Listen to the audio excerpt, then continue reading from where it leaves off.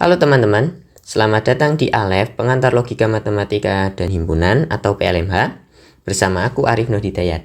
Di sini kita akan membahas beberapa soal mengenai PLMH, dimulai dari simbolisme matematika hingga nanti yang terakhir, pembuktian menggunakan induksi matematika. Langsung aja, kita bahas yang pertama mengenai simbolisme matematika. Di sini ada soal, nyatakan kalimat-kalimat berikut ini dalam simbolisme logika matematika. Baik, untuk yang pertama, jika Pn adalah pernyataan yang bergantung pada n bilangan asli atau bilangan asli n. Nah, ini merupakan semacam kalimat pengantar ya teman-teman kalau dalam kalimat ini. Jadi, kita tahu bahwa si n bilangan asli ini akan mempunyai sifat P. Nah, itu udah umum diketahui ya. Atau mungkin gampangannya, pernyataan Pn ini nilai kebenarannya tergantung pada n. Nah, selanjutnya, jika kita punya untuk setiap bilangan asli n tadi, kebenaran Pk untuk setiap k yang kurang dari n mengimplikasikan kebenaran Pn, maka Pn benar untuk semua n bilangan asli. Artinya apa teman-teman? Jika untuk setiap bilangan asli n, nah kita punya juga untuk setiap k yang kurang dari n, kebenaran Pk itu mengimplikasikan kebenaran Pn, maka Pn benar untuk semua bilangan asli n. Bagaimana cara menuliskannya dalam simbolisme matematika? Nah, kita mulai dari apa yang menjadi topik bahasan kita, yaitu untuk setiap n bilangan asli, oke. Kemudian untuk setiap k bilangan asli dengan k tadi kurang dari n yang mengimplikasikan kebenaran Pk, maka kebenaran Pk tadi ini karena sudah terbukti dalam tanda kutip, maka kita juga akan mendapatkan nilai kebenaran dalam Pn, sehingga dapat kita simpulkan dari kalimat yang panjang ini bahwa, atau kita implikasikan bahwa untuk setiap n bilangan asli berlaku Pn. Nah, mungkin sekali lagi kita coba tinjau. Untuk setiap bilangan asli n, kemudian untuk setiap k yang merupakan bilangan asli juga dengan k kurang dari n, maka k memenuhi sifat P atau berlaku kebenaran dari Pk. Nah, dari soal kebenaran Pk untuk setiap k yang kurang dari n mengimplikasikan kebenaran Pn, berarti karena si Pk tadi sudah benar, maka Pn haruslah benar. Ya kan, menurut kebenaran implikasi. Dengan demikian, karena kita sudah menunjukkan kebenaran Pk untuk setiap k kurang dari n mengimplikasikan kebenaran Pn, selanjutnya kita peroleh kesimpulan bahwa Pn benar untuk semua n bilangan asli. Untuk semua bilangan asli n. Nah, kita tulis sebagai untuk setiap n bilangan asli, kita peroleh Pn. Baik. Kemudian, di beberapa soal mungkin ada yang meminta negasi atau ingkaran dari kalimat di atas. Nah, teman-teman perlu perhatikan nih bahwa kalimat ini, kalimat yang asli ini merupakan bentuk implikasi, yaitu P maka Q. Jika P maka Q. Nah, teman-teman, ingkaran dari jika P maka Q itu tidak lain adalah P dan tidak Q.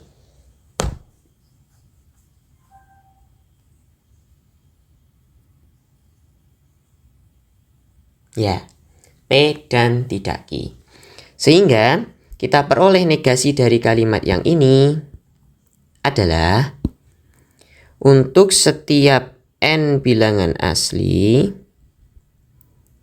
kemudian untuk setiap K bilangan asli dengan K kurang dari N mengimplikasikan PK,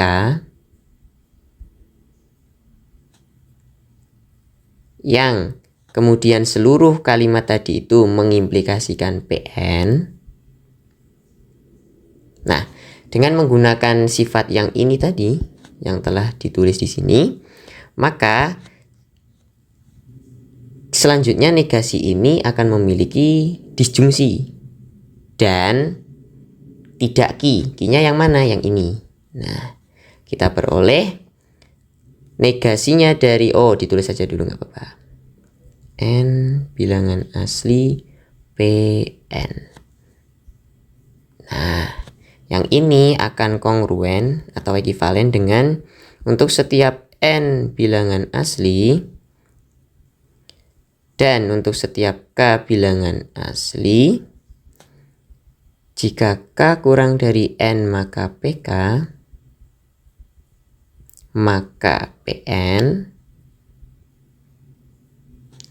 dan negasinya dari untuk setiap adalah terdapat N bilangan asli sehingga tidak berlaku PN, atau cukup ditulis begini ya.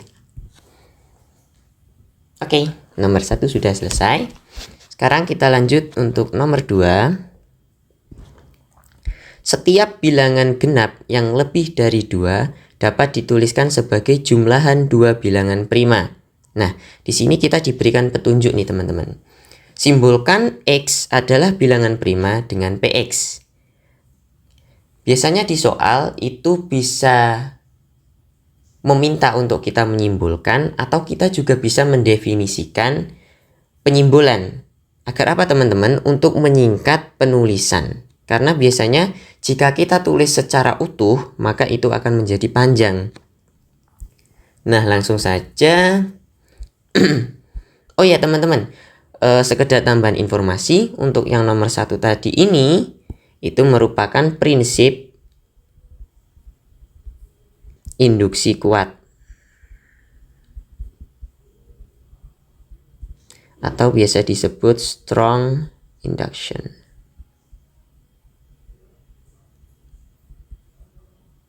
Nah, baik, kita kembali ke nomor 2. Bagaimana cara nulisnya? Setiap bilangan genap yang lebih dari 2 dapat dituliskan sebagai jumlahan 2 bilangan prima. Ingat bahwa kita pengen menuliskan sesuatu yang lebih dari 2. Jadi kita cukup menuliskan atau mengambil, ya misalkan bolehlah N gitu. Untuk setiap bilangan asli N, mengapa bilangan asli? Karena sebenarnya lingkup pembicaraan kita itu yang lebih dari 2. Nah, untuk setiap bilangan asli N, nah, dengan tadi N-nya itu lebih dari 2, dan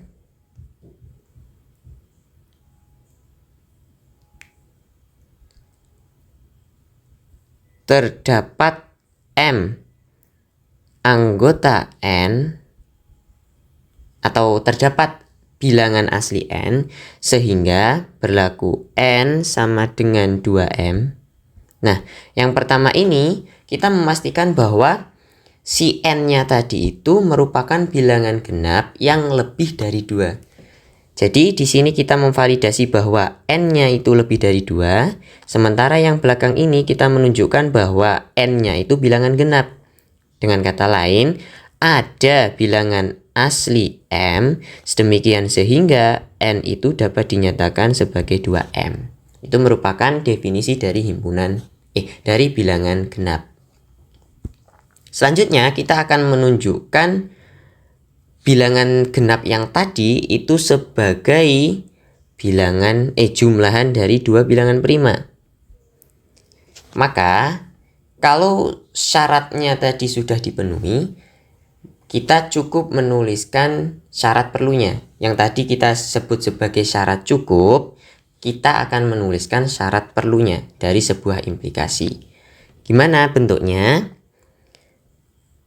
Ini jika ini tadi sudah benar, akan mengimplikasikan apa? Yakni terdapat misalkan X anggota N,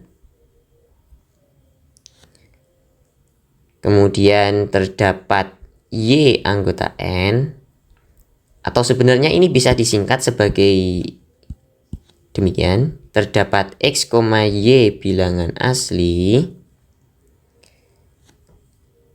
sehingga berlaku PX dan PY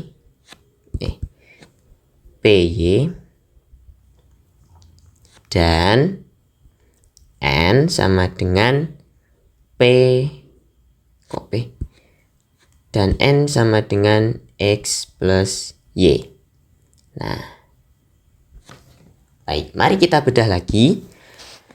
Yang awal ini sebenarnya kita akan menunjukkan atau menstate terlebih dahulu bahwa N ini merupakan bilangan yang lebih dari 2 dan dia merupakan bilangan yang genap. Apa makna dari bilangan genap? Terdapat suatu bilangan sehingga bilangan tadi atau yang kita simbolkan dengan N itu dapat dinyatakan sebagai 2 kali dari bilangan lain tadi atau yang kita simbolkan M. Maka di awal ini kita memastikan bahwa N itu bilangan genap yang lebih dari 2. Kemudian karena kondisi yang tadi sudah dipenuhi, maka kita peroleh kalimat yang selanjutnya, yaitu jumlahan 2 bilangan prima. Artinya apa? Karena X dan Y tadi sudah prima, kita bisa, bukan X dan Y sudah prima, kita akan menunjukkan atau dengan gampangnya kita akan menuliskan N dalam suatu jumlahan 2 bilangan prima. Apa misalnya? Ya kita ambil aja X dan Y, misal dengan X bersifat P. Apa itu P? Yakni X adalah bilangan prima dan Y yang juga berupa bilangan prima dan berlaku N sama dengan X plus Y. Nah, selesai. Mungkin kita tambahkan juga dengan negasinya. Karena ini juga merupakan kalimat jika maka, untuk menegasikannya teman-teman dapat menuliskan sebagai berikut.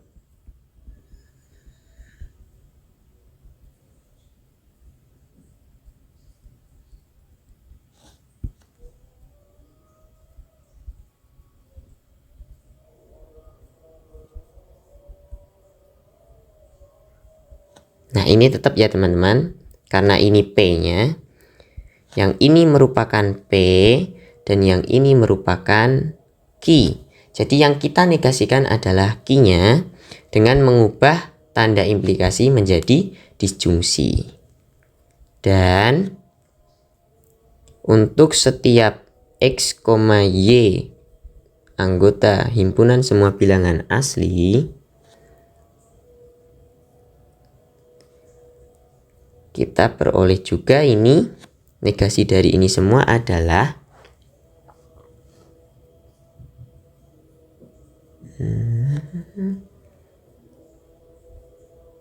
X tidak bersifat P atau Y tidak bersifat P atau N tidak sama dengan X plus Y.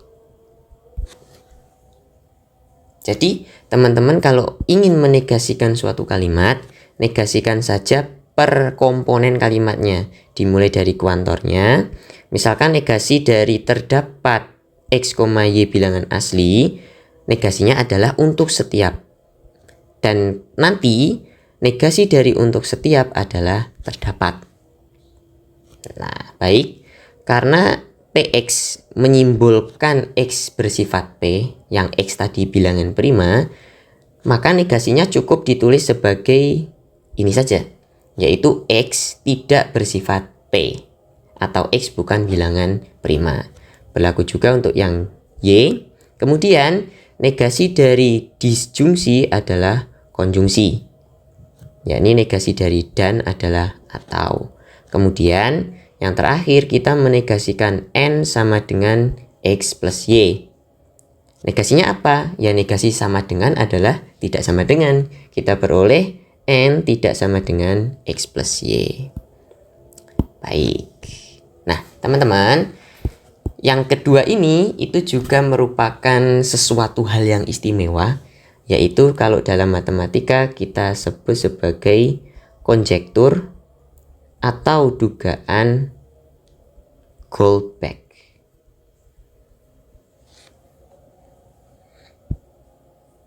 Baik. Kira-kira begitu untuk yang nomor 2. Kemudian yang nomor 3. Grup G dikatakan siklik jika dan hanya jika terdapat elemen G anggota grup G tadi, sehingga setiap elemen di G dapat dinyatakan sebagai hasil perpangkatan bilangan bulat dari G. Sebenarnya bentuk ini, kalimat ini saya ambilkan dari teori grup yang akan teman-teman pelajari pada pengantar struktur aljabar 1 di semester 2. Tapi tidak apa-apa, bahwa ini hanyalah masalah simbolisme matematika yang sederhana. Jadi langsung saja kita simbolkan. Grup G dikatakan siklik. Kita tuliskan saja G siklik jika dan hanya jika. Ini merupakan bentuk biimplikasi, yakni jika dan hanya jika terdapat elemen G anggota G, terdapat elemen G anggota G, sehingga setiap elemen di G, nah itu bisa kita tuliskan sebagai untuk setiap elemen di G, misalkan X, terdapat, nah dapat dinyatakan sebagai hasil perpangkatan bilangan bulat dari G. Misalkan bilangan bulat tadi itu K. Jadi untuk setiap anggota dari G terdapat K bilangan bulat, terdapat bilangan bulat K, sedemikian sehingga X tadi sebarang anggota dari G dapat kita nyatakan sebagai perpangkatan dari G anggota G, yaitu G pangkat K. Sudah. Kemudian untuk mungkin negasinya, ini cukup mudah dipahami ya teman-teman. Sekiranya nanti kurang jelas atau kurang bisa dipahami, bisa ditanyakan ketika di lain kesempatan. Untuk negasinya, negasi dari biimplikasi itu sebenarnya berupa atau konjungsi. Nah, biimplikasi sendiri itu kan merupakan implikasi dua arah, yaitu misalkan kita punya biimplikasi P jika dan hanya jika Q, itu akan menandakan P maka Q dan Q maka P. Nah, cara menegasikan, ya kita tinggal ambil saja negasi dari ini, kemudian ini. Nah, tadi kita sudah tahu bahwa negasi dari P maka Q adalah P dan tidak Q. Kita peroleh P dan tidak Q. Kemudian negasi dari disjungsi adalah konjungsi. yaitu atau. Kemudian jika kita punya implikasi Q maka P, berdasarkan sifat yang ini tadi, kita nanti akan memperoleh negasinya, yaitu adalah Q dan tidak P. Nah, jika kita menggunakan sifat yang ini, akan diperoleh kalimat apa teman-teman?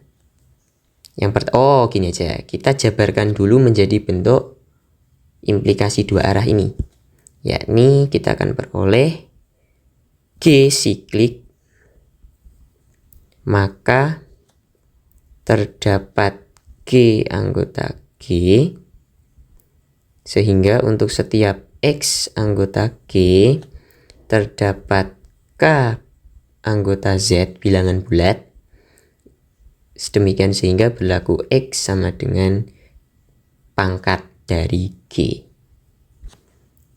Ini untuk yang satu arah ya.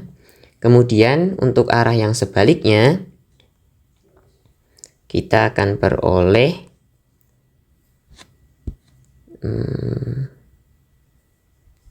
untuk setiap terdapat G anggota G, sehingga untuk setiap X anggota G terdapat K anggota Z. Ini saya hapus saja teman-teman, karena jangan deh, biar terlihat ikut naik. Z sehingga berlaku X sama dengan GK. Ini semua akan mengimplikasikan tidak cukup G siklik.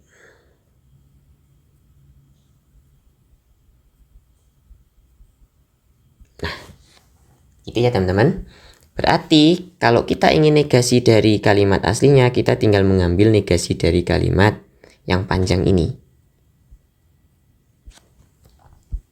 Apa? Pelan-pelan aja ya teman-teman. Jadi kita nanti akan peroleh P-nya tadi itu G siklik dan tidak Q. Q-nya yang pertama itu adalah yang ini. Jadi terdapat negasinya adalah untuk setiap G anggota G,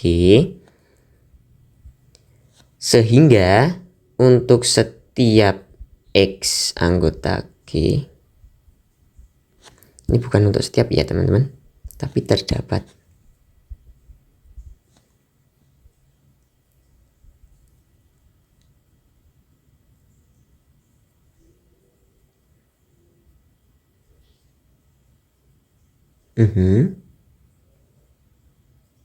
Ya, untuk setiap K bilangan bulat, maka si X tadi itu tidak sama dengan G pangkat K. Baik. Kemudian negasi dari disjungsi adalah konjungsi. Untuk kalimat yang selanjutnya kita peroleh, mungkin agak bawah aja. Q-nya tadi yang ini kita masih tetap tulis sebagai pernyataan yang utuh tanpa negasi.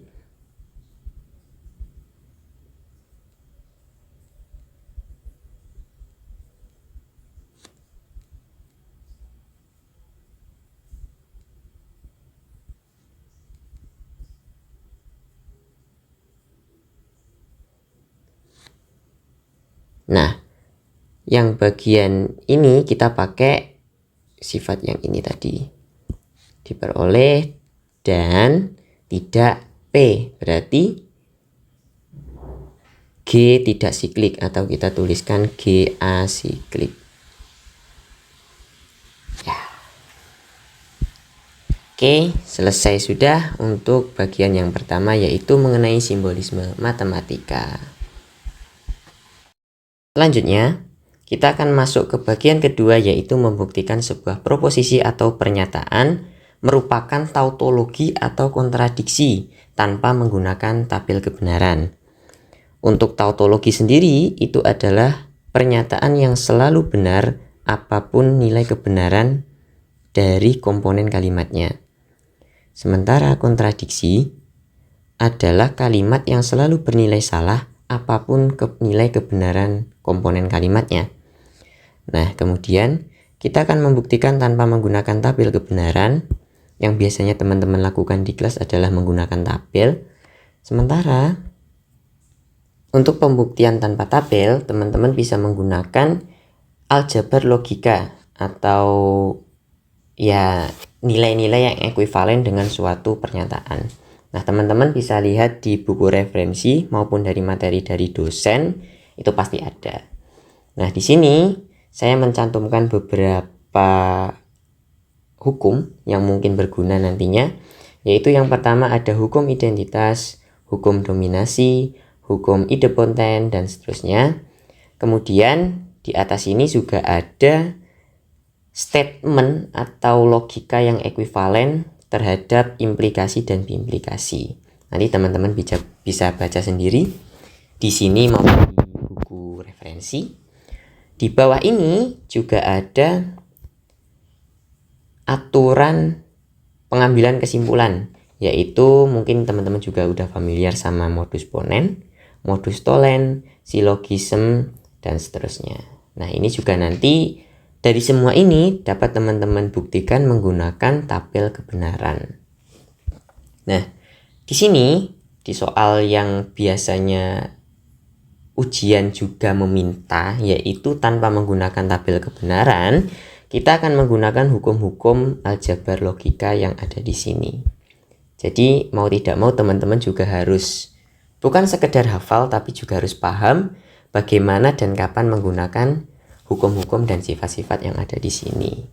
Baik, langsung saja kita bahas soal nomor 1 dengan bentuk yang seperti ini. Kita akan mengubahnya menjadi, untuk pembuktian itu akan lebih mudah jika kita bawa ke bentuk konjungsi atau disjungsi semuanya. Perhatikan teman-teman, kalimat asli ini merupakan bentuk implikasi. Dengan menggunakan sifat yang ini, kita bisa ubah kalimat ini menjadi negasi dari komponen yang pertama, yang depan.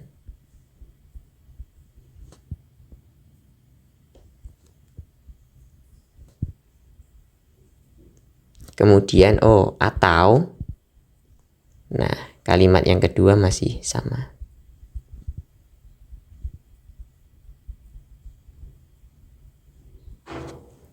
Oke, baik. Kalimat yang depan itu masih mengandung implikasi juga, sementara yang kalimat belakang masih juga.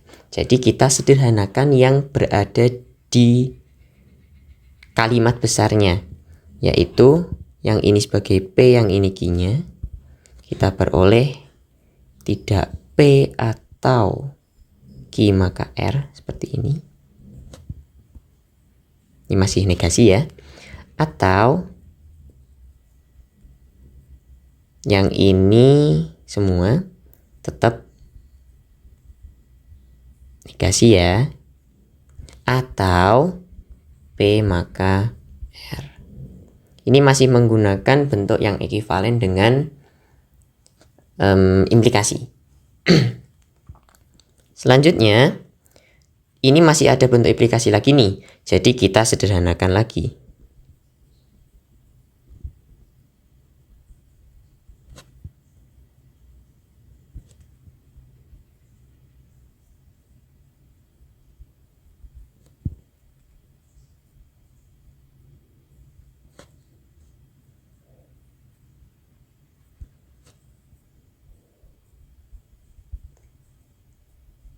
Baik. Nah, ini sudah dalam bentuk konjungsi. Sekarang kita akan menggunakan hukum De Morgan, yaitu hukum negasi. Kita akan menegasikan masing-masing komponen kalimatnya. Jadi kita peroleh negasi dari negasi P itu adalah P dengan menggunakan hukum negasi ganda di sebelah kanan. Kemudian negasi dari disjungsi konjungsi adalah disjungsi. Negasi dari negasi ki adalah ki. Dan seterusnya masih sama. Ingat ya, ini masih dalam kurung. Atau, nah ini kita kok negasikan juga. Negasi dari negasi P adalah P. Negasi konjungsi disjungsi. Dan tidak ki. Nah, kita peroleh bentuk seperti ini. Kemudian karena tandanya ini ekivalen, jadi dia tidak mempengaruhi kebenaran mana dulu yang kita kerjakan. Kita bisa pakai hukum asosiatif atau apa. Jadi kita bisa hilangkan kurungnya. Kita peroleh demikian.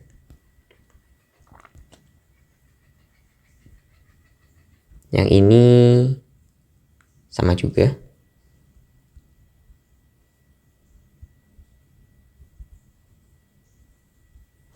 Ini juga cukup satu ya teman-teman, karena sudah sama tandanya. Nah, baik. Kemudian dengan menggunakan hukum distributif di sini bisa kita tuliskan yang belakang ini ya. Kita nanti akan peroleh P dan tidak Ki atau tidak P atau R. Nah, nanti teman-teman bisa buktikan dari langkah yang ini ke sini dengan menggunakan hukum distributif. Baik. Perhatikan teman-teman bahwa ketika kita mengalihkan bentuk yang ini, kita akan memperoleh suatu bentuk begini, bentar. Q atau R. Terutama dalam yang ini ya, dari hukum yang dari komponen yang ini, kita bisa peroleh P atau tidak P. Ya enggak?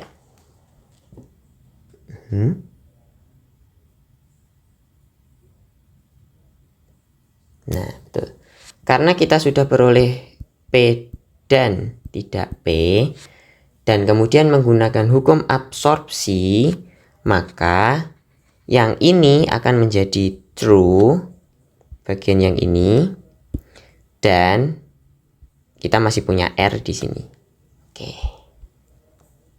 Dengan demikian, bagian yang ini, ingat bahwa kalau ada satu komponen kalimat yang dia sudah bernilai true, atau biar lebih jelas kita tuliskan saja.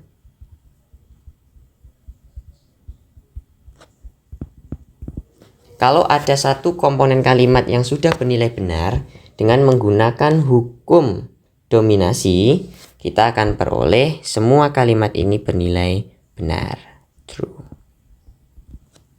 Dengan demikian, kalimat nomor 1 ini merupakan tautologi.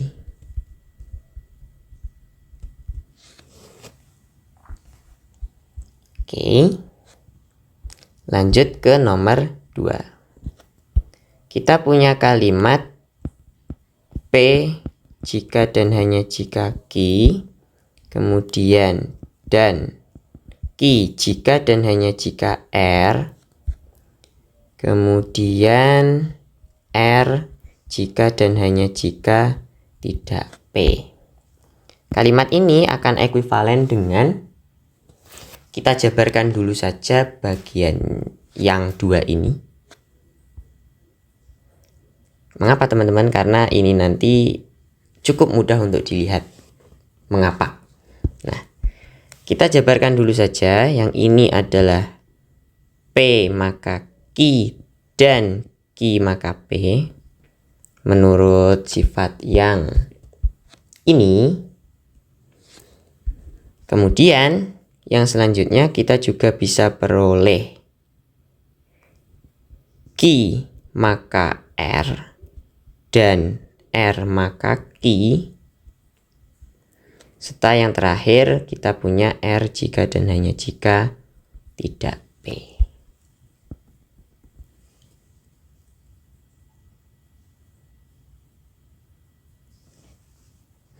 Kemudian bisa kita kelompokkan, misalnya karena ini dan atau dan semua ya, berarti kita punya P dan Q. Yang bagian ini kita kelompokkan sama yang ini, dan Q maka R, kemudian dan apalagi yang kita bisa kelompokkan menggunakan sifat komutatif ya teman-teman, hukum komutatif. Ini dengan ini ya, bisa Q maka P dan R maka Q, kemudian dan R jika dan hanya jika tidak P. Oke.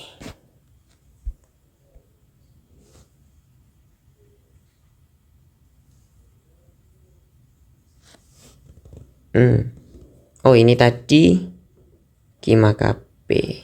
Betul.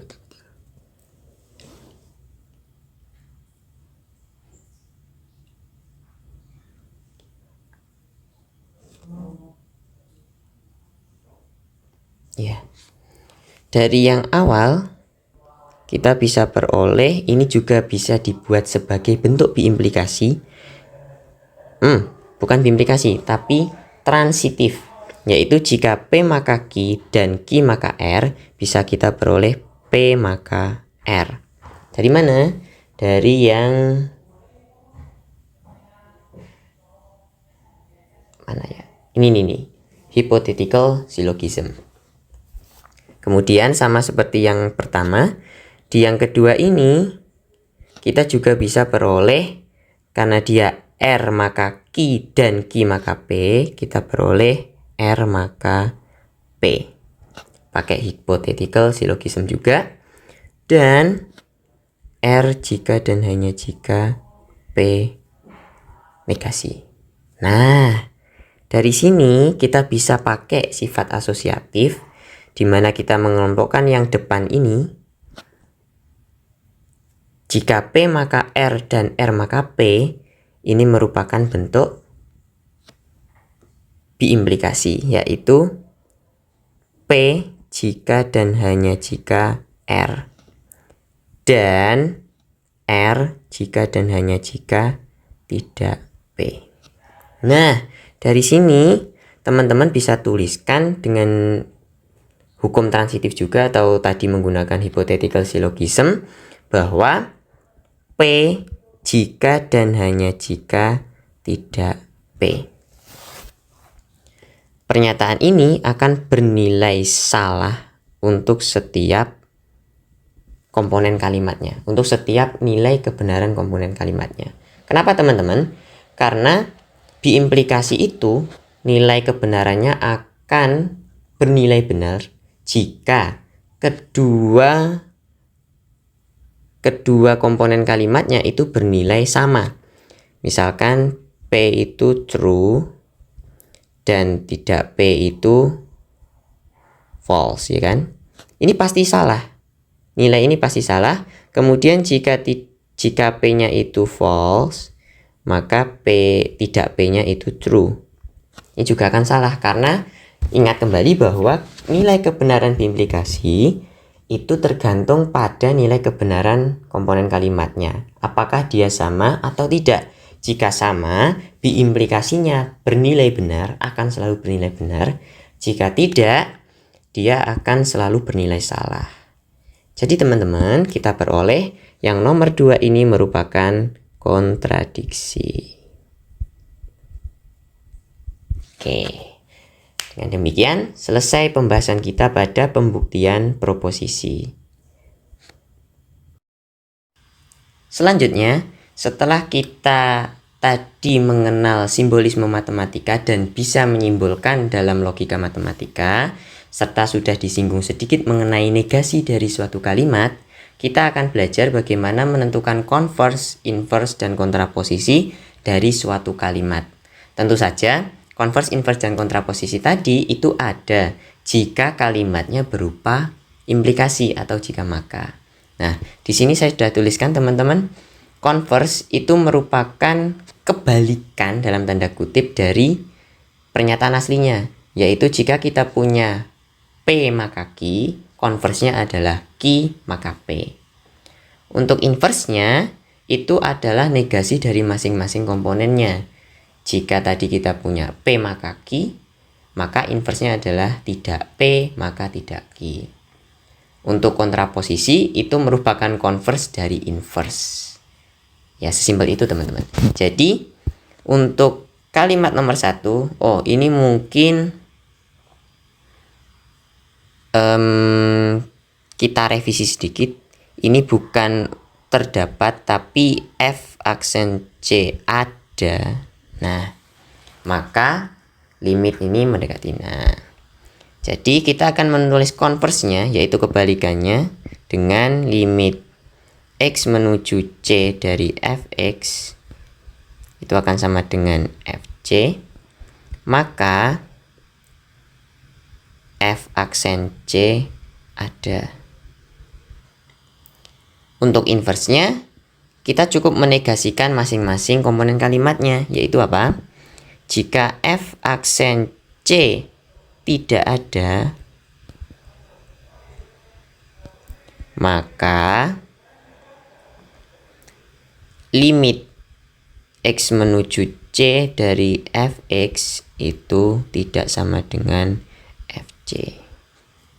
Oke, tinggal dinegasikan saja, dilawankan katanya. Nah, kemudian untuk kontraposisi kita peroleh converse dari inverse, yaitu limit X menuju C dari Fx tidak sama dengan C akan berakibat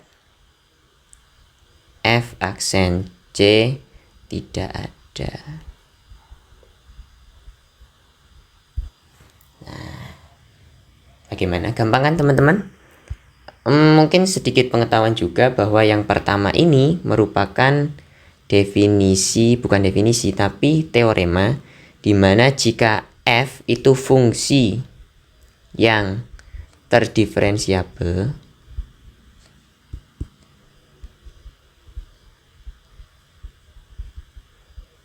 maka F continue. Tapi apakah converse-nya itu berlaku? Jawabannya adalah belum tentu. Jadi yang ini belum tentu ya teman-teman.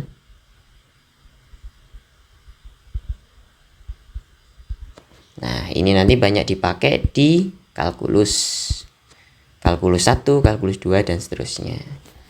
Lanjut. Kita akan mengerjakan yang nomor 2.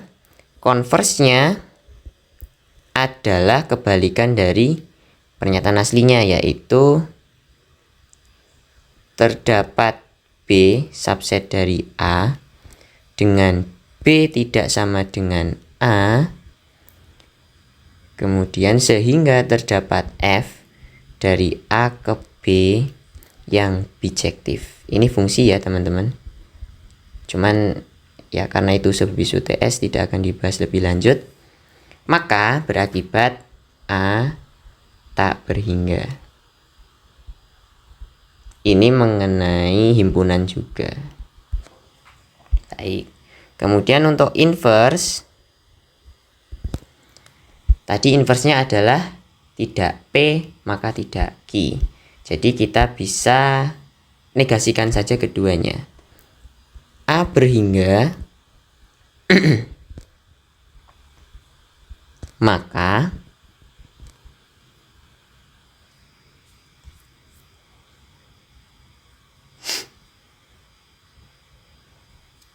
A berhingga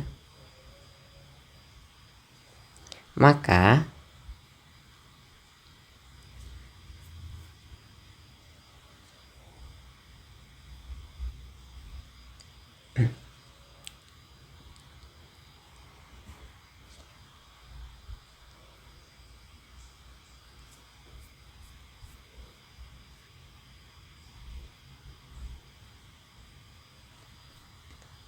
untuk setiap B subset dari A dengan B-nya itu sama dengan A dan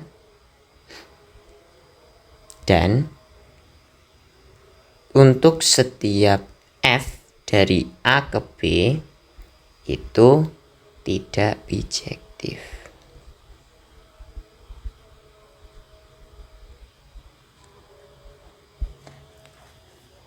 Oke, tinggal dinegasikan saja. Kemudian untuk kontraposisi,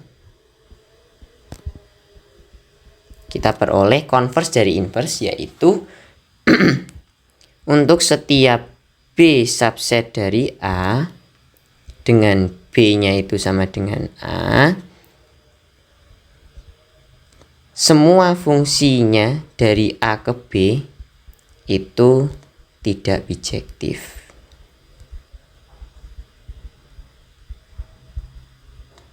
Maka A berhingga.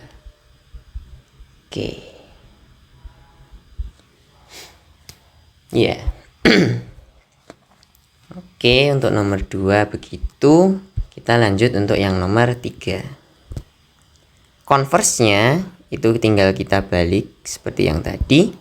Kita peroleh terdapat M yang positif untuk setiap N bilangan asli,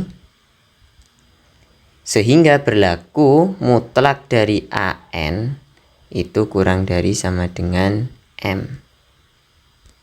Maka limit dari X menuju tak hingga AN sama dengan L. Iya, untuk yang nomor 2 tadi itu nanti teman-teman akan tahu namanya well ordering principle.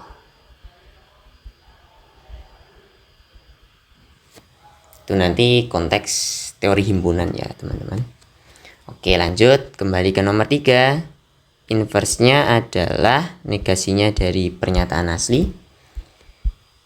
Jika limit X menuju tak hingga dari AN tidak sama dengan L, maka untuk setiap M positif terdapat N bilangan asli. Nah, hati-hati ya teman-teman. Bagaimana cara menegasikan mutlak AN kurang dari M? Ingat bahwa di kalkulus kita memiliki mutlak AN yang kurang dari sama dengan M, itu artinya min M kurang dari sama dengan AN kurang dari sama dengan M.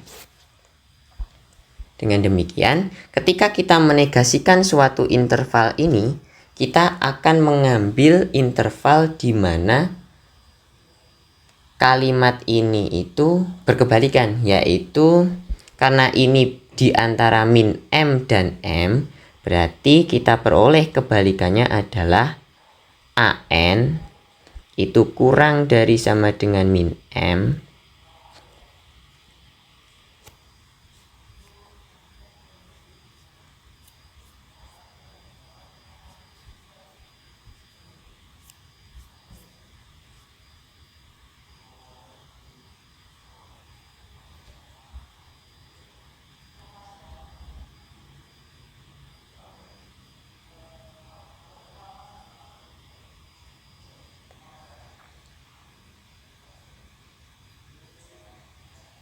kemudian atau karena ini dan ya tadi teman-teman, AN lebih dari sama dengan M. Nah, yang atas ini akan ekuivalen dengan mutlak AN lebih dari M. Oke, jadi kita peroleh negasi dari A mutlak AN kurang dari M itu adalah mutlak AN lebih dari M. Sip. Kemudian untuk kontraposinya seperti biasa, kita tinggal membalik kalimatnya saja, membalik inverse-nya saja, yaitu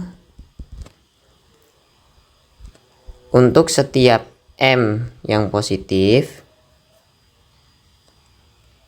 terdapat bilangan asli N sehingga AN lebih dari M, maka limit X menuju tak hingga dari AN itu tidak sama dengan L. Nah, ini adalah definisi kekonvergenan yang nanti akan teman-teman dapatkan pada kalkulus lanjut. Yang bagian depan yang ini itu adalah definisi kekonvergenan, sementara yang belakang ini adalah definisi keterbatasan, yakni teorema jika suatu barisan itu konvergen maka barisan tadi terbatas.